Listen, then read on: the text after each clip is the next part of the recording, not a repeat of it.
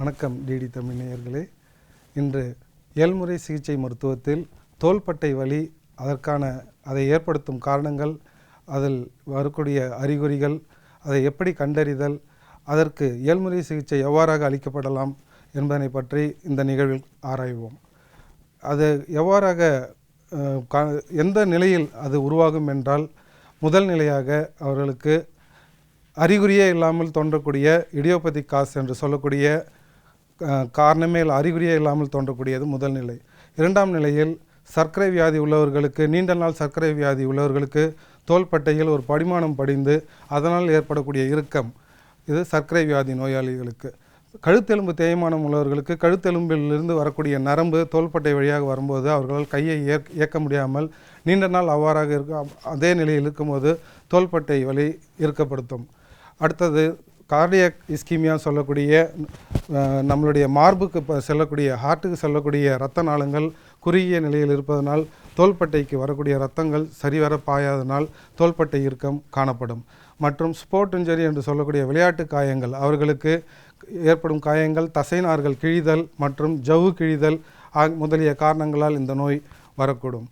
மேலும் அவர்களுக்கு தொற்று நோய் ஏதாவது இருந்தால், இன்ஃபெக்ஷியஸ் டிசீஸ் என்று சொல்லக்கூடிய தொற்று நோய் ஏதாவது தோள்பட்டை காரணமாக இருந்தால், தோள்பட்டையில் அருகாமையில் இருந்தால் அவர்களுக்கு இந்த நோய் வரக்கூடும்.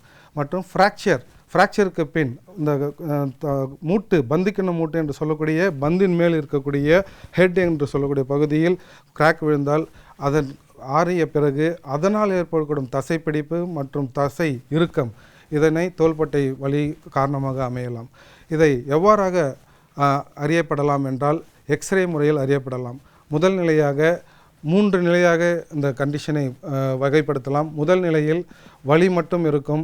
இரண்டாம் நிலையில் தோள்பட்டை இறுக்கம் மற்றும் அழற்சி, வீக்கம் மற்றும் தோள்பட்டை நீட்சி மூன்றும் இருக்கும். மூன்றாம் நிலையில் தோள்பட்டை முற்றிலுமாக இறுக்கமாகும். அவற்றை கொஞ்சம் கூட அசைக்க முடியாது. இது 3 நிலையாக பிரிக்கப்படலாம். முதல் நிலையில் வலி மட்டும் இருக்கும். அவர்களுக்கு எக்ஸ்ரே ஃபைண்டிங்கில் பார்த்தால் பந்திக்கிண்ணம் மூட்டு இவ்வாறாக இருக்கும், நல்ல இடைவெளி இருக்கும். இரண்டாம் நிலையில் பந்திக்கிண்ணம் மூட்டினுடைய பகுதி மேலோகி தொட்டிருக்கும், இந்த இடைவேளை இருக்கும். மூன்றாம் நிலையில் முற்றிலுமாக உராய்தல் இருக்கும். இது எக்ஸ்ரே ஃபைண்டிங்கில் அறிகுறியாக இருக்கும். இரண்டாம் நிலையில் எம்ஆர்ஐ ஸ்கேன் மற்றும் சிடி ஸ்கேன் முறையில் கண்டறியலாம். எம்ஆர்ஐ ஸ்கேன், சிடி ஸ்கேன் எதற்காக எடுக்கிறோம் என்றால், எலும்பு உராய்தல் மட்டும் கண்டறியாமல் தசைநார்களில் உள்ள அழற்சி மற்றும் தசைநார் கிழிதல் மற்றும் அதில் ஏற்படக்கூடிய இறுக்கம், அதில் ஏற்பட்ட வீக்கம், அதனை கண்டறிவதற்காக சிடி ஸ்கேன் மற்றும் எம்ஆர்ஐ ஸ்கேன் நாம் எடுக்கிறோம். அதனுடைய அறிகுறிகள், தோள்பட்டை வலி முதல் கட்டமாக அவர்களால் இதனை தூக்க இயலாது, இடது வாக்கடத்தில் தூக்க இயலாது, பின் வாட்டத்தில் சுழற்ற இயலாது, தலை சுவ முடியாது, இன்னர்ஸ் என்று சொல்லக்கூடிய பனியன் மற்றும் உள்ளாடைகள் அணிய இயலாது. இது போன்ற காரணங்கள் அவர்களுக்கு தன்னுடைய வாழ்வாதார நிலையை அவர்களை பாதிக்கும்.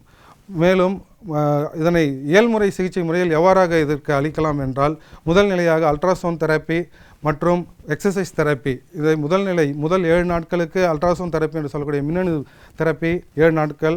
அதனை தொடர்ந்து எக்ஸசைஸ் பயிற்சி, தோள்பட்டை தசையை இறுக்கப்படுத்துவதற்காக கொடுப்போம். இரண்டாம் நிலை வலிக்கு அவர்களுக்கு பயிற்சி அளிக்கப்படும். அவர்களுக்கு கையை பின்னோக்கி கொண்டு பட்டர்ஃப்ளை முறையில் இவ்வாறாக அசைவு கொடுத்தால் வலி நீட்சியடையும், வலி குறையும். மற்றும் பந்து சுழற்றுதல் போன்று முன்னர் பின்னர் 10-20 முறை அவர்களை, முன்னர் 20 முறை பின்னர் 20 முறை அவர்களை சுழற்ற சொன்னால் பந்து இலகுவாக்கும்.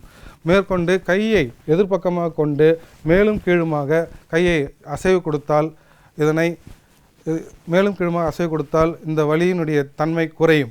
மேலும் தலைக்கு மேல் உயர்த்தி கையை எதிர்பக்கமாக உள்ள காதை தொட்டால் அவர்களுக்கு அந்த பயிற்சி முறையில் அவர்களுக்கு அந்த வலி குறையும்.